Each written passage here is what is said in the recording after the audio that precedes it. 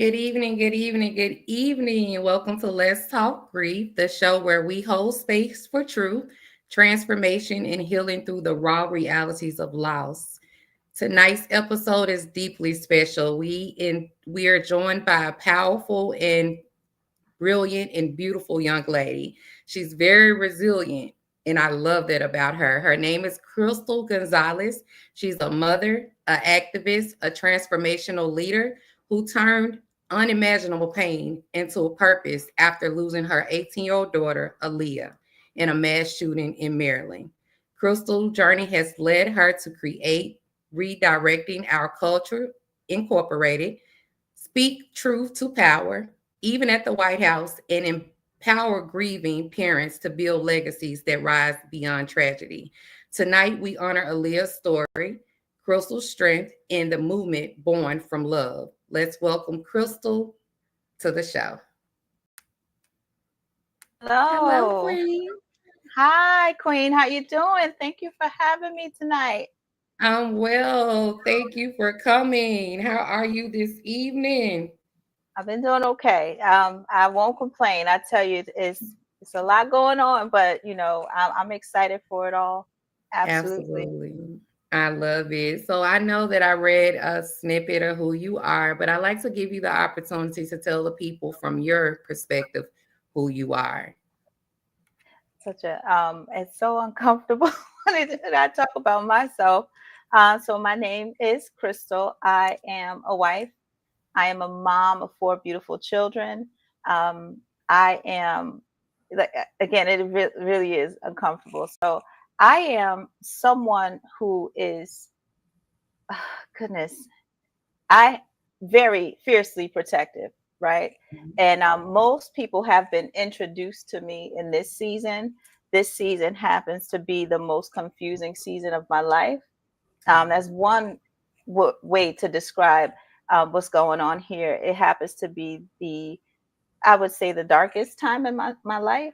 And yet I'm finding my way through all that has been transpiring, right? So people have been introduced to me. I lost. So for me, um, my whole world changed. I was Mhm. sleeping at night, laying in my bed, going just drifting off as I normally do.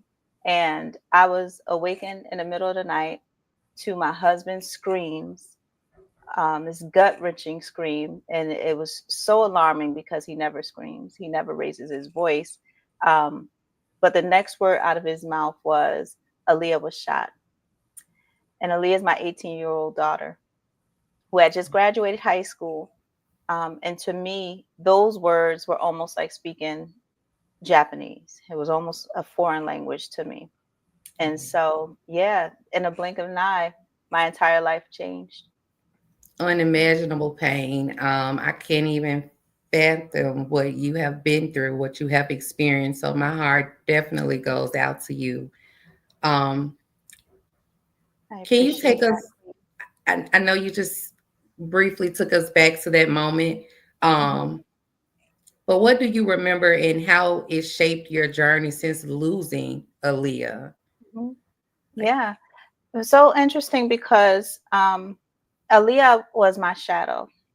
mm, Aaliyah was the child who, if I was getting ready to run to the store, like she's standing in front of my car, like, Mom, wait, where are you going? Like, so she can come with me. She always mm, wanted to be with me. And so, her just graduating high school just 3 weeks earlier. And I would never, ever think that this would be a part of our lives because, again, Aaliyah was a straight A student, both parents in a home. She was college bound. Was, she never hung out, right? So mm, this was literally the one and only time that she was out and could be out without a curfew. And she lost her life. And so yeah, absolutely nothing about that made sense to me.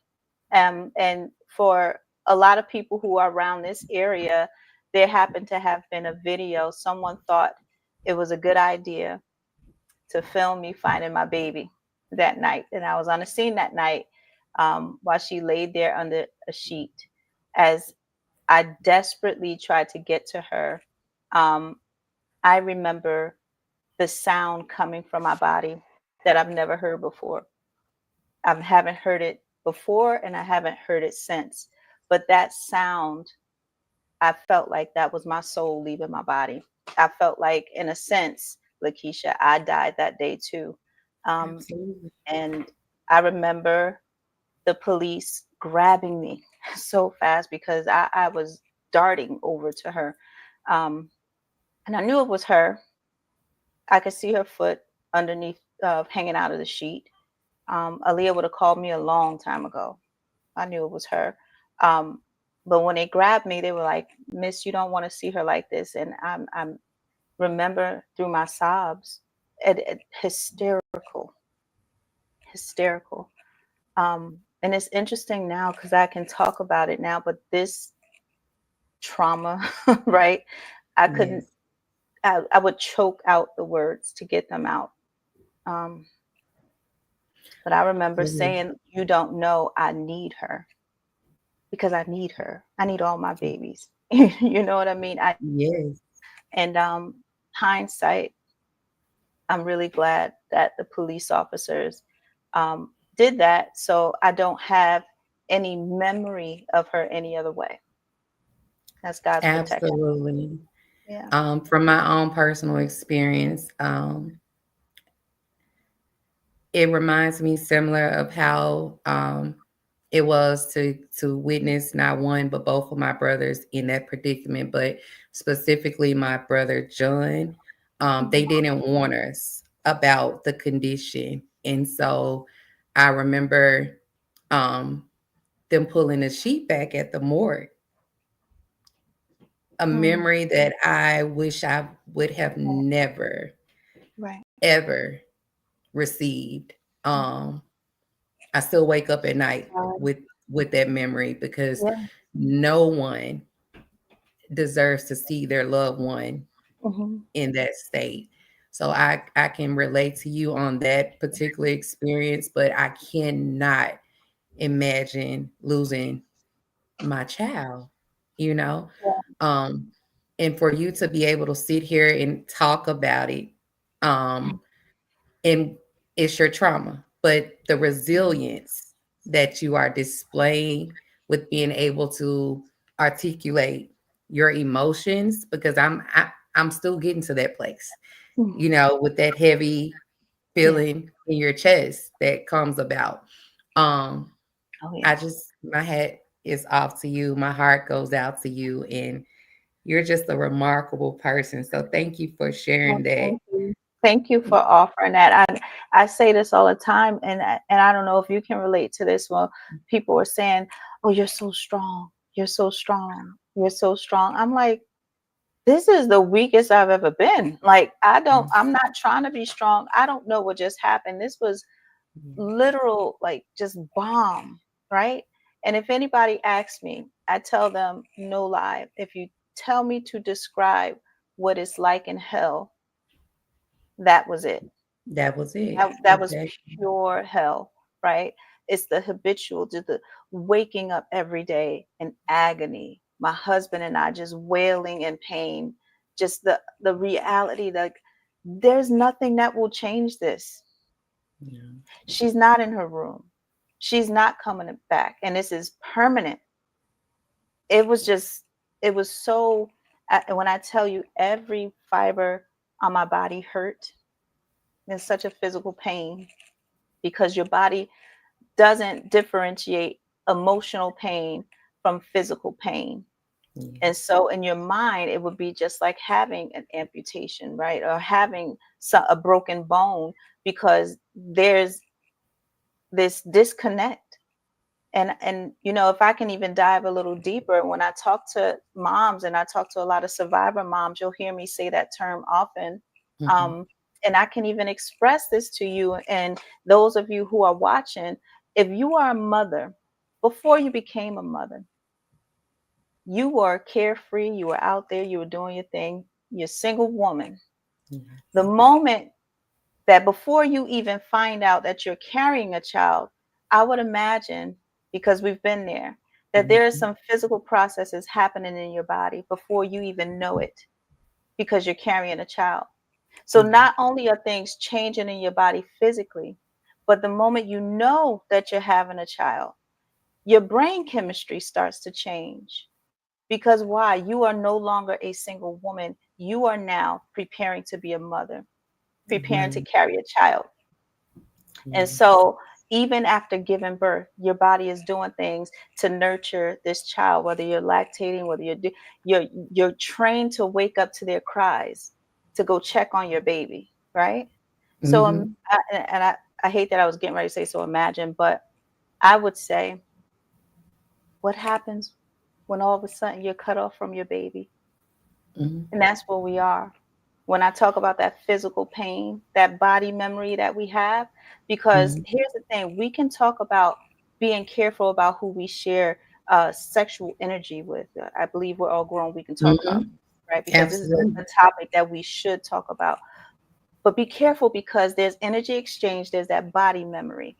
Well, you carry Mhm. somebody in your womb, there's body Yes. memory there. You know what I Yes. mean? If you nurse your baby, there's body memory. So again, when I talk about the loss of a child, it is so profound that even in the medical books, they tell you that this is probably the most profound uh, pain that any person could ever experience. You could probably torture me, but this Mhm. that will be nothing in comparison to being separated from your child. I wholeheartedly agree with that because watching my mom Hmm. responses of even the mention of my brother's name, and even going back to that moment, like I've never experienced my mother well the way that she did, and it was from the pits of her soul, and I could do nothing about it. So that's another memory that will never leave me, you And know? that's Yes, so something. I can completely relate to, not the experience itself, but being able to see the Mhm. experience with my own eyes. And I wouldn't wish that on Mhm. anyone. And you Anyone. sound just like my daughter. Michaela said those same words because as a sibling, because that's what you are who lost your brothers. Mhm, Well, Michaela says, she says, Mom, before this happened, and she's 18 at the time, she said, before this happened, I will maybe see you cry maybe 5 times in my life. She mhm, said, when this happened, you were so distraught. I didn't know what to do. I didn't know how to comfort you. Right. And that's the thing. Like you don't realize the effects on the entire family. Right.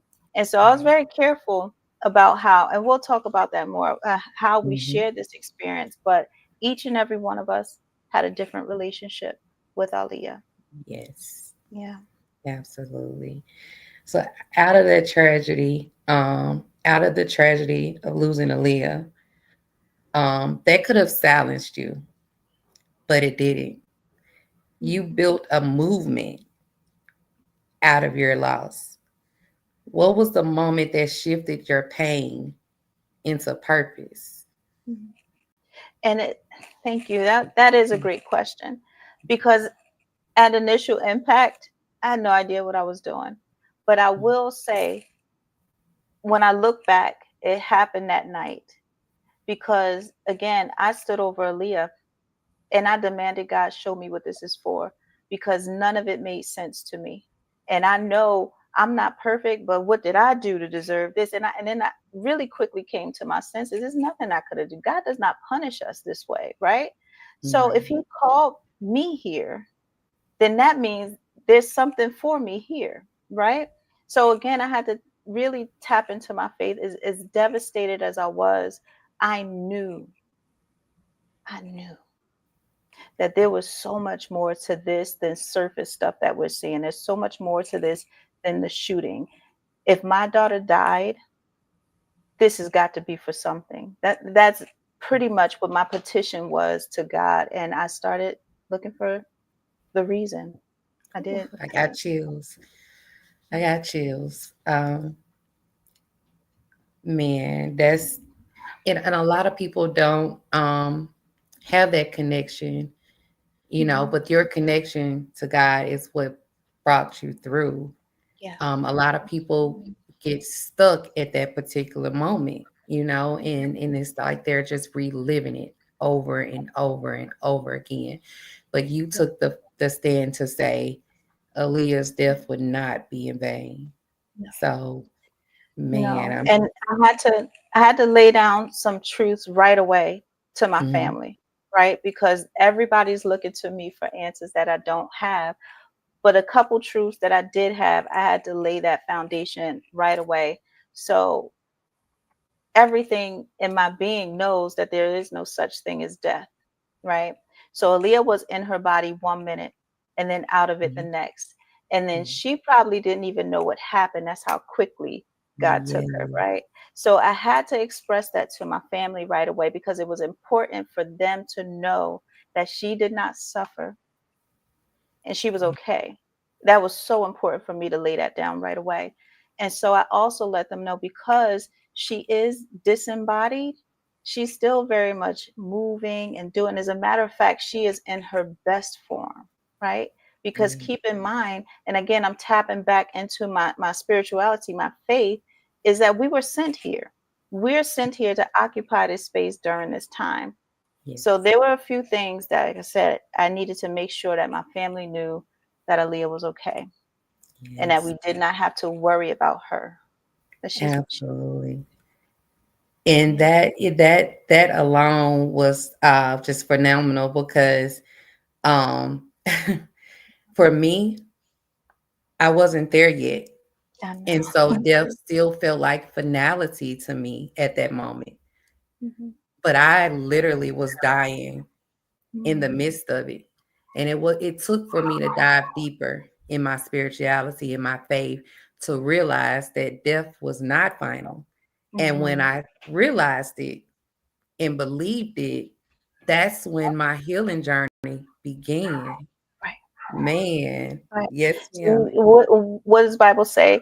Um, the truth shall set you free, right? Yes, So that is one of the very truths that we have to come to grips with. And once you know it, then you start to move differently, right? Because you're yes, not bound by those chains. So yeah. absolutely. Yes, I'm loving this conversation. Me too. I have chills over here. I'm over here fighting back tears. But yes, we're gonna A make it roller through. coaster. Yeah. Yes, it is definitely a roller coaster. It's definitely a roller coaster. Um, Redirecting Our Culture Inc. is such a Mhm. powerful name. What does redirecting culture mean to you, especially in the context of grief and gun violence? Wow. That is a really good question. And here's the thing, the seed was planted and then the concept behind it had to be built because I Mhm, knew God was giving me redirect, redirect. Redirect came so often in my life during this time after losing Aaliyah. For one, I did not know what my identity was as a mother. What am I supposed to do? How am I supposed to live without her? And everything kept saying redirect, right? And then I think about the dynamics of the actual shooting, mhm, the climate that we're in. The perpetrators were juveniles, the victims were mhm, juveniles, and I have to give a little more context there. So this was a mass shooting that happened in South Baltimore. There were 30 people shot that day. Now, if you think about it, that sounds like a crazy number, right? So what yes, happened was ma'am. it was a group of people who started shooting.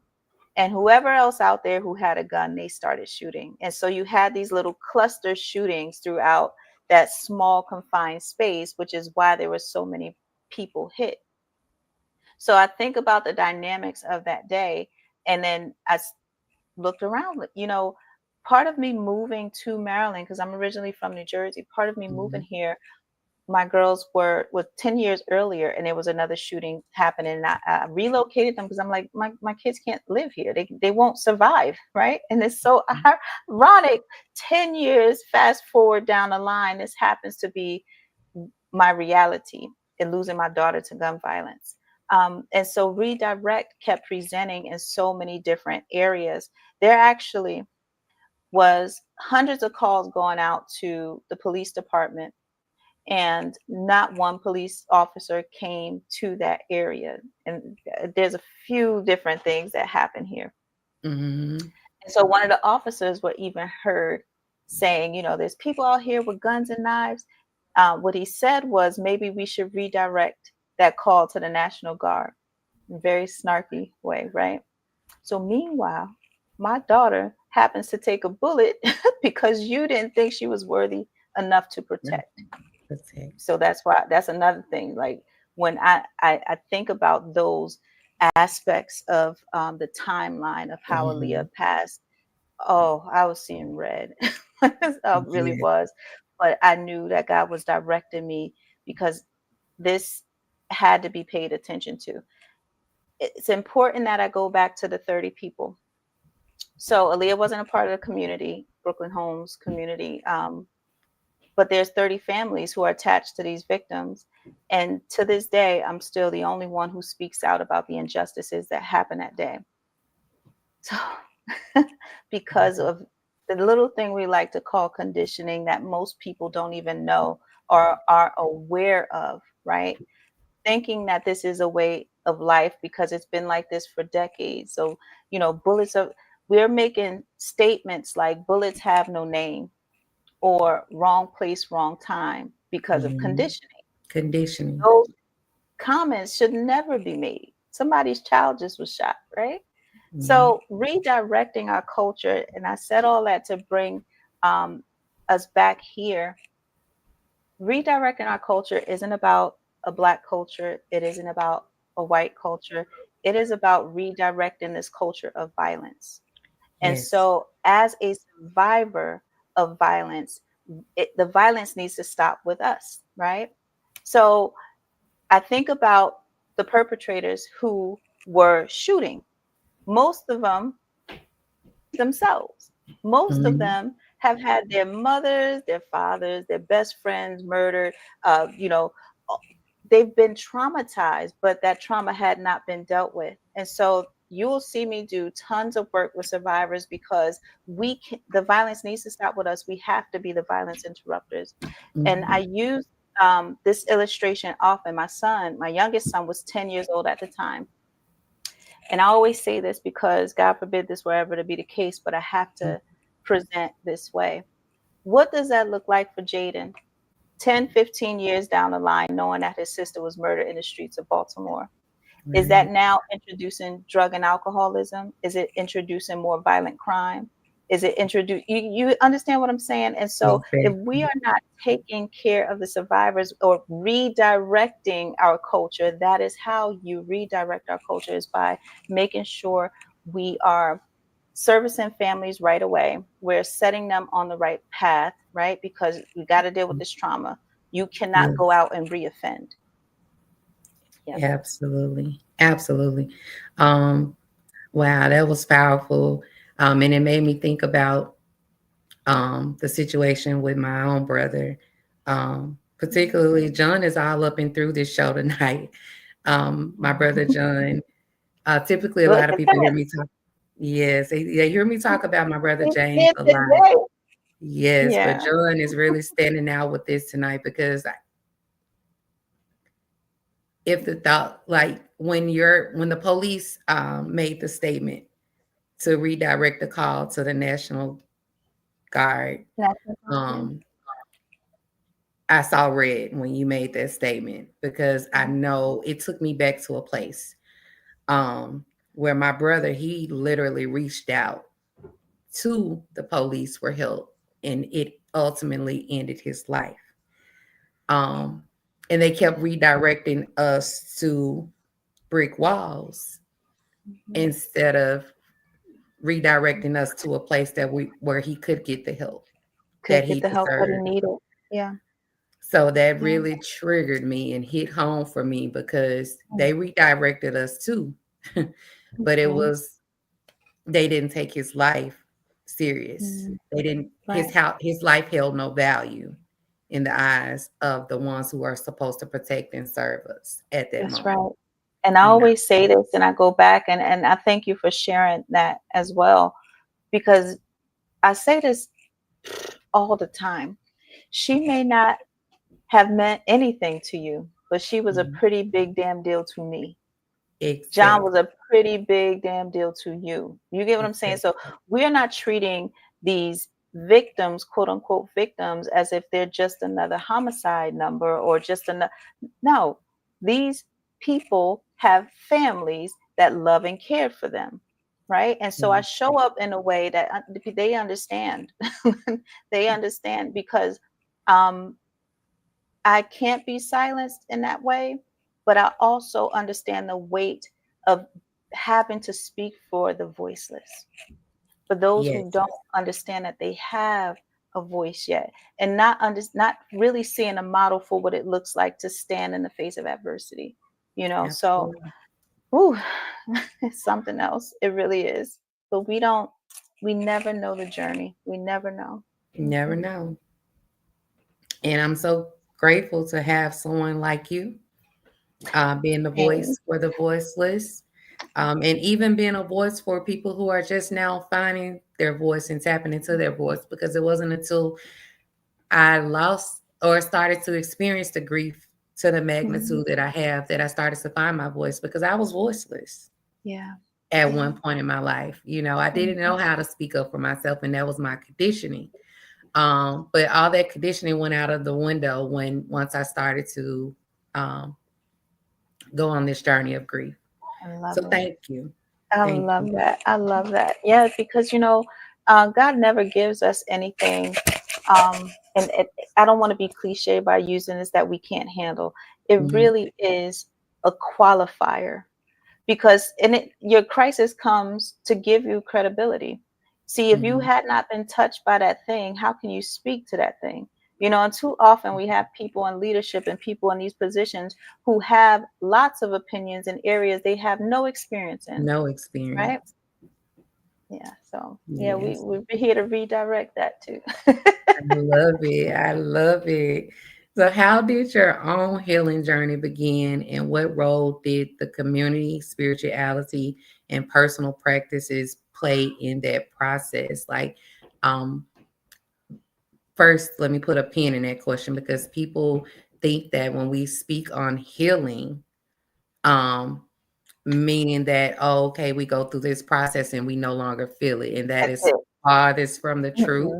Mm-mm, mm-mm. Our healing journeys are never ending because it can be 10, 20 years from now, and something, a smell, a sound, a thought, anything could still trigger that. But we've learned to integrate our grief with our healthy living habits. Yeah, So, that's speak. right. So, That's tell right. the world, how did you start? How did your practices start? Like, how did your Sure, healing sure. journey begin? So, if people who have been following me since this started, um, I would just go on my walks because I didn't know what I was doing. Aaliyah and I, we used to run together, and it's so interesting because, again, I tell you, my daughter and I had the closest relationship where she wanted me to coach her track team. Most teenagers run away from their parents. Aaliyah ran to me. You know what I mean? Because she Mhm. always wanted to be with me. And it was so interesting at my daughter's funeral. Yes, it is still hard to say at my daughter's funeral, but Yes. seeing the line of people, her peers, people who just wanted to get up and talk about what Aaliyah has done for them in their darkest times. To say, Aaliyah, when I was having a hard time, Aaliyah helped me through this. And it's so interesting because I had a ton of kids at my house all the time. So she was kind of Mhm. like their safe haven. So Yeah. like when you see me here, you got to understand, I knew who she was because she knew me. She was very much in tune. So Mhm. she was the girl who would be there for everybody, and people were magnetized to her. But I remember then, as devastated as I was, finding joy and hearing these people say all these wonderful things about Aaliyah. So for me, I started walking with tears pouring out of my face. My face was cracking because I was crying so much and wiping tears all the time.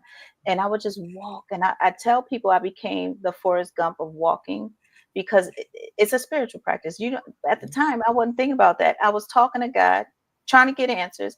I was talking to Aaliyah. I can't believe she's not here. She's gone. What am I supposed to do? So my journey came from walking as a therapy, but talking and getting new revelation. So as I walked, my brain at this time was on fire with different ideas and different things that I could do, right? Because that's God showing me and pointing me into the direction. So um, that kind of birthed a whole lot for me. And I will tell you, I'll share this story with you. My husband and I were on vacation a couple years before this even happened, Mm-hmm. and we're watching like Nat Geo or Discovery Channel, one of the two, because like we're Mm-hmm. nerds, right? We do Well, that I like them on stations too. vacation.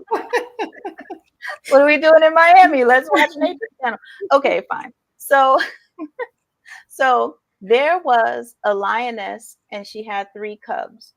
And so, if you know anything about the animal kingdom, if there was a rogue lion, and if he wants to mate with the lioness, oftentimes he kills off the offspring. Mm-hmm. So, this is essentially what happened. So the lion attacked the cubs, and the mother is fighting ferociously. I mean, she's lost a tooth, she's got blood pouring out her face. She is fighting to protect her babies, right? And finally, she got the best of this male lion, and he goes about his way, but the damage was already done. So you see this cub who has succumbed to his injuries, and you see the surviving cubs, his siblings, come over to him, and they're like nudging him, trying to get him up because they Mm-hmm. don't understand what's happening. These are babies. And finally, you see the lioness with the blood on her face. She's tired, but you could almost hear her wail. And I would even say, as close as the camera got, that you could even see a tear coming out of her eyes. And the feeling was so palpable. I look over, and my husband is crying. And I'm going to cuss because he Mm-hmm. said, "Why would they show this shit?" Yeah, he's Mm-hmm. upset, right? Clearly, because Right. now, like, the baby just died. And so you could even tell in the animal kingdom that they mourn the loss Mm-hmm. of their children. And so when people are asking me, how did I begin to move through it, I share with them three different things that helped me. But this by far was the most profound part of this journey of discovery, is when I saw that mom laid with her baby and the other cubs for a little bit. And after a while, mom had to get up, and the babies got up with her, and they had to continue on. And so what I got from that was survival. No matter Yes. what it is, Crystal, you have got to survive this. Survive. And so Yes. I had to go to the animal kingdom to find that out, right? So it was so interesting that I But had that experience years before this happened, but I was tapping into other things that would help me in this whole shock wave. You know, I didn't know what was going on. So that was a really that was a turning point for me. You've but got to that survive. also shows how so aware you are, and in God knew exactly where to put the signs for you. Yes. Because, you know, and I tell people all the time, you can't be so close minded that you miss the signs. It may not come in the way Mhm. that you expect, but if we were being honest and raw on this show, Yeah. that's what I love to do. Yes. Um, we really live in the box that we live in, that we can see with the Mhm. physical eye. So you went Mhm. outside of that, and that Oh yeah. alone gave you your strength. But I also want to talk about Aaliyah's siblings Mhm. in their journey with Mhm. this tragedy Yeah. that they've experienced. Life changed for them as well. And I tell everybody, I actually want to start doing more um, community outreach with sibling grief, Mhm. because people don't understand that grief hits different too. That Yes, it does. Yes, it does. I don't Yes, it remember was. a part of my life without my brother John. We were the same age. I'm sorry, James. John is younger than me. Mhm. I was an adult when he came around, so John basically grew up with my kids. Mhm. James, I don't remember life without him. Literally, we're 3.5 years apart, but I can't remember one memory of my life that didn't include my brother. Mhm. So I really want to hone in on sibling grief because everyone expects for siblings to just be strong for our parents and be strong and move on with life. Um, when your life has literally crumbled in front of you. Mhm. So I want to speak with Yeah. you on how your children handled the loss of their sister because that's important for people to know. It doesn't just affect the parents, but it affects the entire family and especially the siblings. Yes. Especially the siblings. And for me, my children are the main reason, my children and my husband, the main reason why I went all out. Because I've never seen pain like this before in my babies and my husband. I've never seen anything like it. I knew how I felt, but my God, it was it was so hard. So I remember I tell you it was important for me to lay foundation right away, right? Mhm. So here's the thing. Each and every one of us has a different relationship with Aaliyah. So my oldest son, Rashawn, Aaliyah is right under him, and that's his first sibling, but he's a protector, right? He happens to fall in a critical category as being a young hothead man, and thank God he isn't, but he could easily turn because someone has just killed his sister, right? So Yeah. it was important for me to make sure that he stood close to me in truth and understanding that, Leah's okay, but you can't be out there being crazy. It was important that we share our encounters. That's another thing. And by encounters, I mean when we have these dreams and she comes to visit us, that we share it with the family so that she continues to live on through us, right? So we stayed so close with that. Like we all said, "Oh, Aaliyah said this." Oh, it was just incredible to experience that still. We Mhm. make sure that we tell stories and we laugh. We make sure sometimes if we tell stories and it's sad, that we share. Now I'm going to get to here. So Michaela and Aaliyah, they are only 14 months apart, only a year apart. And so my girls share the same room their entire life. So when Aaliyah passed, Michaela is like, what? So Aaliyah played the big sister very well, and Michaela played the little sister very well. And so Mhm. Michaela would always look to Aaliyah for cues as to what to do next. And Aaliyah would just lead and do. So now the cover is off. So now Michaela is in a space where, as introverted as she is, as shy as she has no other, there's nobody there to lean on or call, you know? She can't call her sister no more. She can call, but Leah's not answering. So that was that. And it's so interesting because I mentioned that they shared their space. So now it was almost like you can't touch Aaliyah's stuff because she would be mad at me or anybody Mhm. to come Mhm. into her, her thing. So very protective still. Perspective. Yes. And then for Jaden is my youngest, and Aaliyah's 8 years older than him. And if I'm not home, Aaliyah's always second in command. So for him, it's like that's my sister, but that's my I'm mom mourning figure right too. When now. mom's not here, Yes. she's making sure I'm good, like all the time. So again, the different dynamics. And so we Rashawn, he expresses himself through his music, and he's got some incredible music. He poured his heart out, his emotions, everything that he Yes. experienced, which I'm waiting for him to start releasing that really soon. And they're all thriving. Oh my God, they are all thriving in their own way. So Michaela, she has begun to build her own space, girl. When I tell you, and that's I know it's because they watch mom, because I always say this, my family looks at me to see how to be. So if I'm Mhm. moving and grooving, they're like, well, what can I do? So Yeah. Makayla has started her own dance group. She's just got that entrepreneur spirit, and is so different than before because Makayla was almost like the quiet mouse. But guess what? Leah's not here anymore. So now it's like that's the gift that Leah left behind, She right? embodied her sister. Mhm. Yes. Yes. Yes. So yeah, I mean, it's really something else. I'm blessed. I say this all the time. I'm very blessed to have my family and their mental faculties intact. And yes, we still have those raw waves of emotion, raw Yeah. waves of grief, because they're going to hit you regardless. You could be sitting Mhm. still and then boom, you know.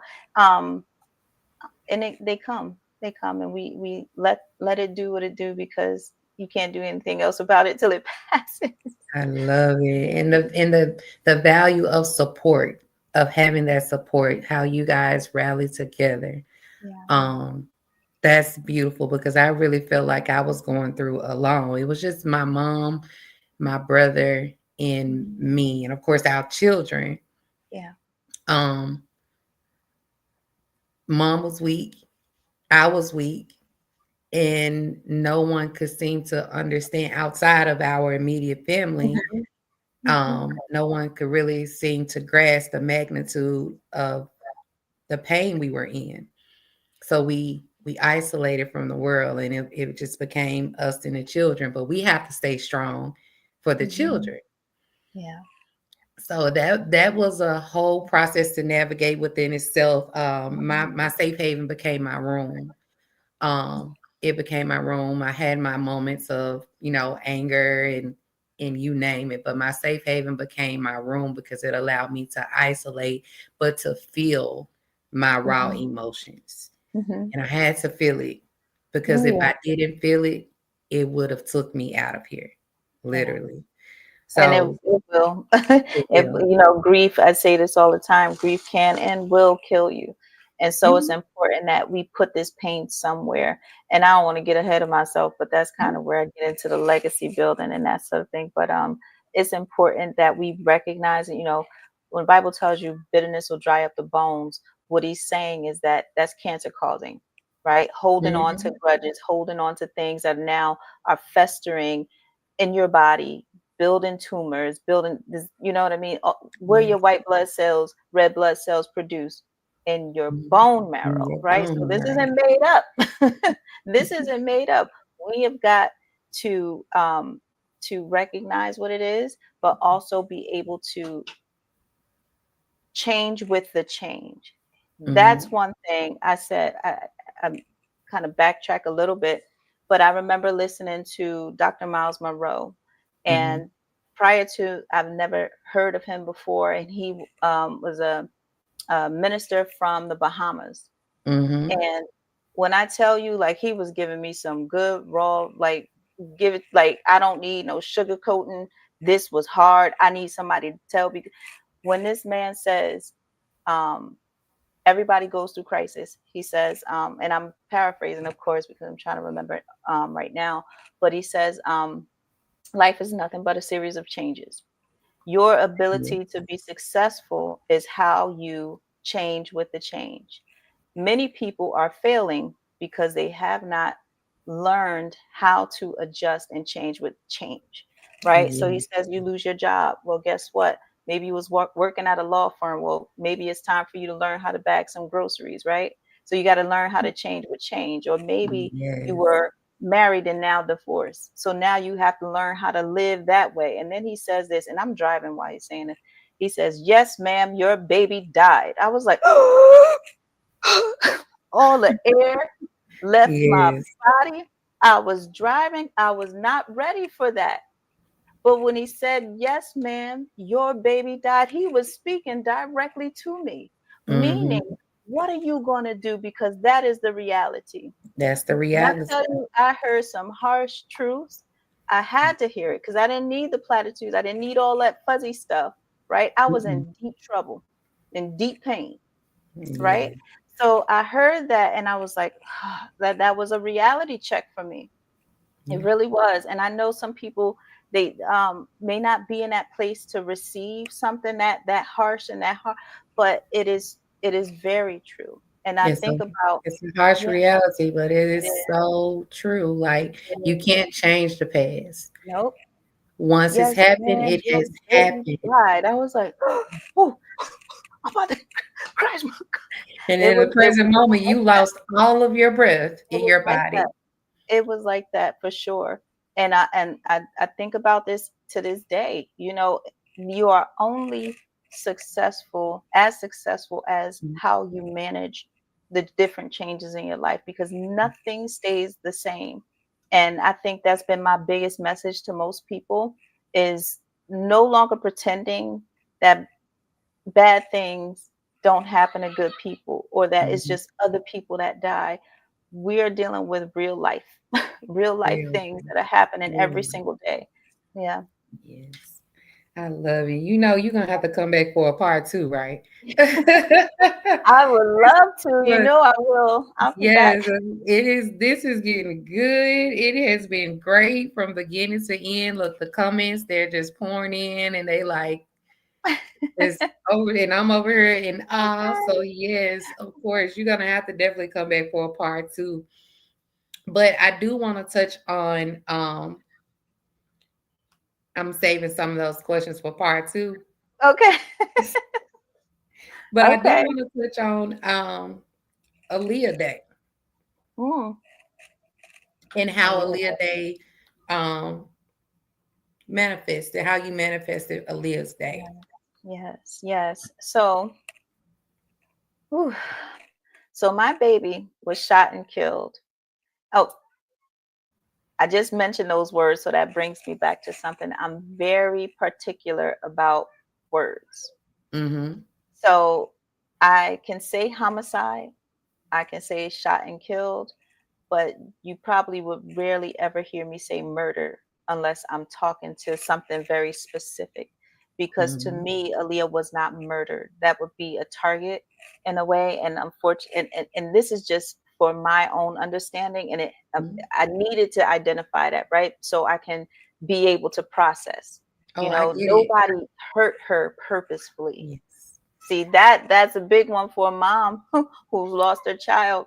No one hurt her purposefully. Yes. So, my daughter was shot and killed on July 2nd, 2023, just under 2 years ago.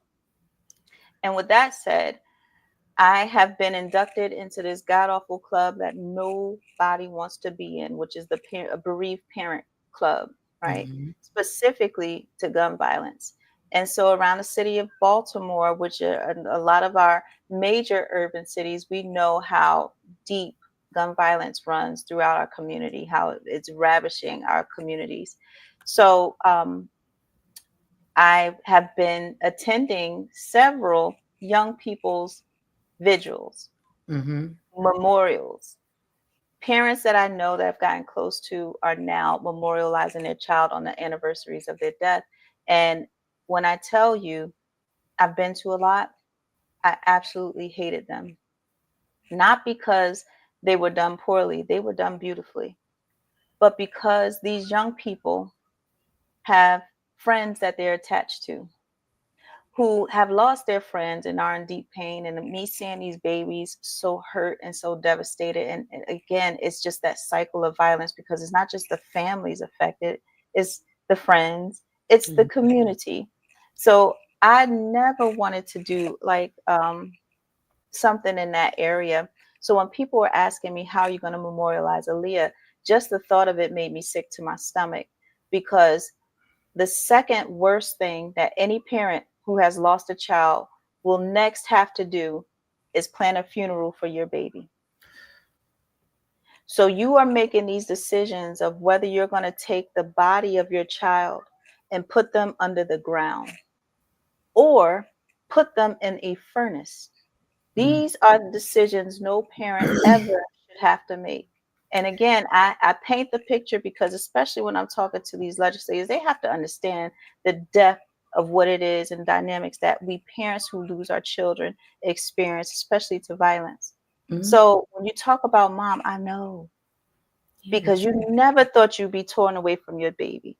No, right? and as a sibling, I know I planned my brother's services, both Yeah. of them, and people So don't unfair. understand what it took me through. So as to do it as a mother, that So unfair.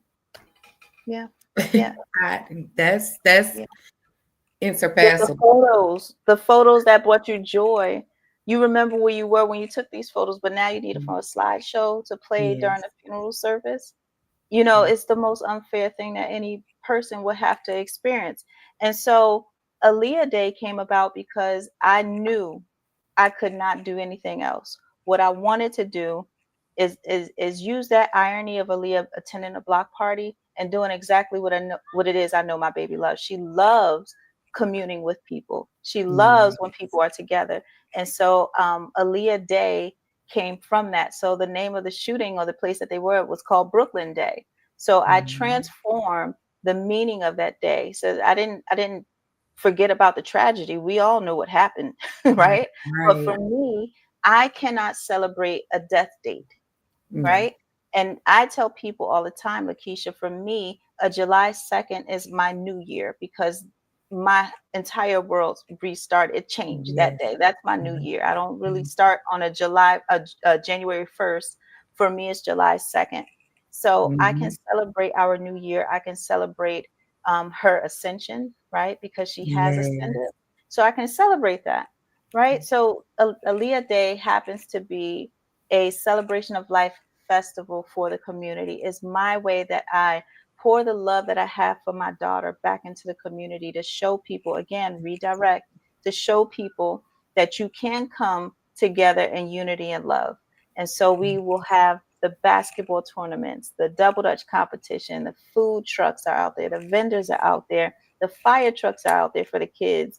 There's so much going on that day. It is such a beautiful festival. So this is our second annual Aaliyah Day coming up July 2nd. We are just Mhm. 5 days away. And if I look tired, girl, that's because I I am. love it. And that actually But I'm has, always working. I Hmm. was about to say that because for me, I can't say the word died. I always reference transition or Transition. passed, Hmm. away, because I know that they ascended. I Yeah, know that energy doesn't die, the soul yeah, doesn't die, it transfers. that's right. But you gave me ideas when you said Aaliyah's Day. I was like, I love that idea, like Yeah. because I'm tired of releasing the balloons. Hmm. I didn't do anything. The first memorialization of my brother James, I decided to take my children and his children and my mom on a trip to um, a Oh, cabin in Branson, Missouri, and we had fun because he was full of fun. beautiful. So Yes. everything that I tried to do to uh, memorialize him, I try to incorporate something fun Hmm. Hmm. because that's Hmm. who he was. I want to represent Hmm. who he was. That's Um, right. so for you to do the community outpour, and I just, as you said it, I just saw Aaliyah like with this big old pretty smile, and I really wish I had a picture of her, but that I could show on the screen. But Hold on, that's let me see if I can grab one real quick. So yes, there's one right behind me here. So let's see. So this was her 16th birthday. We were I out at the love beach. that smile. Her eyes are closed there, but I tell you that she is just the light of my life. This is Yeah. a baby picture of her. Oh, Yeah, she was just under 2. look, That's someone my said I need girl. to be there for Aaliyah's Day. I need to be there I wish too. you could be Uh, here. I wish look, you could be here. yes. So it Listen, will this be is at how where it will be Sawmill held Creek. in Baltimore, correct? Yes. No, Okay. no, no. So we're right outside of Baltimore. So the Mhm. shooting happened in Baltimore, but we are right outside of Baltimore, about 15 minutes away. And so it's going to be at Sawmill Creek Park in Glen Burnie, Maryland. And Good. that's going to be from 3 to 9 p.m. And I'm telling you, when I think about legacy building, and I know those are things that you want to hold Yeah. off for, this is the way. Listen here. I tell people all the time, and I probably tattoo it on my forehead. Please don't hold me to that. But I say all the time, we cannot bring them back, but we can bring them with. We Yes. can bring them with us in the projects that we build, in the hearts that we help heal, in the businesses that we build, and the days and festivities that we create. We Mhm. can bring them with us on our journey. So they Ab- never, ever, ever have to separate from us. Absolutely. I love it. Aaliyah, if she was anything like her mother, I can only imagine the beauty and the light that she embodied. So, and I feel like I know Aaliyah already. So it's like as you were talking about it, I just see this big old pretty smile. I'm like, That's important to she, me. I say all yeah, the time, she's better than me. She was far better than me. Yeah. yes, She yes, was so far better than me. She taught me how to be a better person. I say she is my greatest teacher. Absolutely. 18 years. Who knew that this was her assignment? 18 yes. short years. And job well done, Aaliyah. Mhm. Oh, Job yeah. well done. I Yeah. love it. Um, Whew. Definitely got to have you back. Of course, we will be meeting face to face soon, So, hopefully. I was hoping to be there for Aaliyah's day, yeah. but when I looked at them flights, I was like, I'm gonna sign up for next year Because Aaliyah's day. Aaliyah Day happens to be right Right next to around the 4th of July. corner. Yeah. Yeah. Yes, it's right around the corner, and I literally just found out a few days ago Yeah. about Aaliyah's Day. Mhm. But Aaliyah's Day actually falls on my grandmother's birthday Oh, as really? well. July Yes, 2nd. July the Wonderful. 2nd, and my So, grandmother's been gone 10 years, so, mm, wow. um Yeah, I'm not putting no bad stuff on that date. That date don't own mhm. me. You know what I mean? No, I'm not trying to give that any more energy. no. At the sun goes down, we'll have little sparklers in memory of Aaliyah. So we'll be out there with it's gonna be such a beautiful event. So I whew, Well, I can't wait to see the video. Look, and I've been telling, some of my friends that I have in Maryland mhm, to come out and support. So I'm gonna be sending those calls out like y'all still going. So yes, that's why I was asking about the address because I've been sending people like, hey, I but can't show up, but I got people that's close yeah. by. Go and Or show up for me. send them right Exactly. over my information. You got it. And Yes. yeah, it's one of those things where you're excited for it to happen, but Mm. when this is over, I'm gonna take a nice little break. Yes. You deserve it. You deserve it. But it look, she said you had me at double dutch. I love it.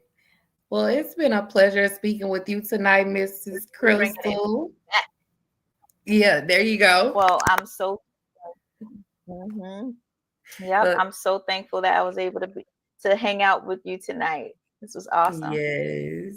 Well, it's been a pleasure, and Thank I am so you. grateful that you were able to come. And we will definitely have to get together for a part two because we didn't even talk about the White House. No, See? I've been a busy bee. I have been busy bee. We will. Yes. Certainly. Just let Yes, me we know, will. man. All right. Well, it's been a pleasure. And thank you all for tuning in tonight on Let's Talk Grief. And if you want to reach out to Mrs. Gonzalez, please DM me, email me, let me know, and I would definitely connect you all.